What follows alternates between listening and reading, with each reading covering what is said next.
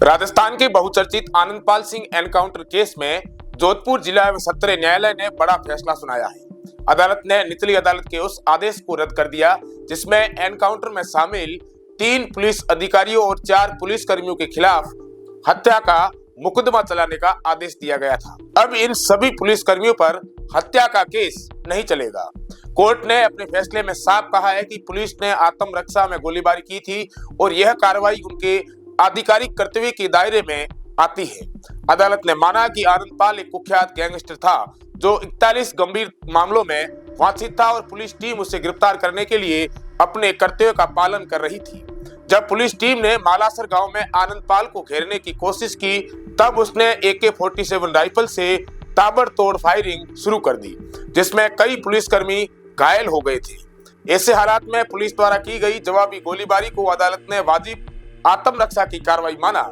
इस फैसले से चूरू के तत्कालीन SP राहुल बारट समेत 3 अधिकारियों और 4 पुलिस कर्मियों को बड़ी राहत मिली है। अदालत ने कहा है कि निचली अदालत ने अपने निर्णय में कई महत्वपूर्ण सबूतों जैसे FSL रिपोर्ट, मेडिकल रिपोर्ट और बैलिस्टिक रिपोर्ट को नजरअंदाज किया था, जबकि इन्हीं रिपोर्टों से साबित होता है कि गोलीबारी आनंदपाल की ओर से पहले शुरू की गई थी। जोधपुर के जिला एवं सत्र न्यायाधीश अजय शर्मा ने अपने फैसले में सुप्रीम कोर्ट के एक पुराने फैसले ओम प्रकाश बनाम झारखंड राज्य का हवाला दिया और कहा कि अगर कोई पुलिस अधिकारी अपने कर्तव्य के निर्वहन के दौरान कुछ हद से आगे बढ़ जाता है तो भी उसे धारा 197 CRPC के तहत कानूनी संरक्षण मिलना चाहिए, बशर्ते कि उसके कार्य और आधिकारिक कर्तव्य के बीच उचित वैध संबंध हो।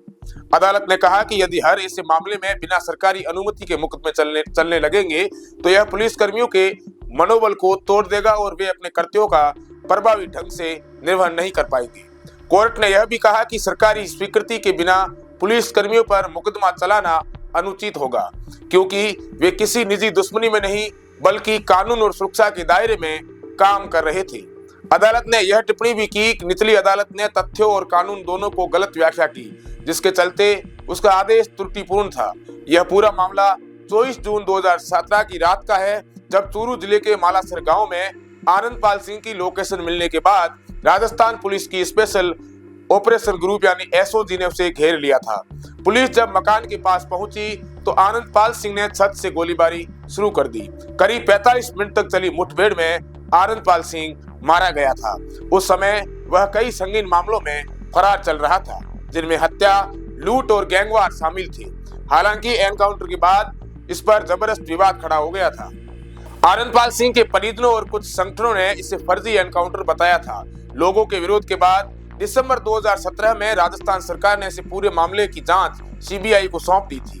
जांच के बाद CBI ने कोर्ट में क्लोजर रिपोर्ट पेश की थी जिसमें एनकाउंटर को सही ठहराया गया था, लेकिन आनंदपाल सिंह की पत्नी राज कंवर ने इस क्लोजर रिपोर्ट को चुनौती देते हुए अदालत में पुनर्विचार की याचिका दायर की थी।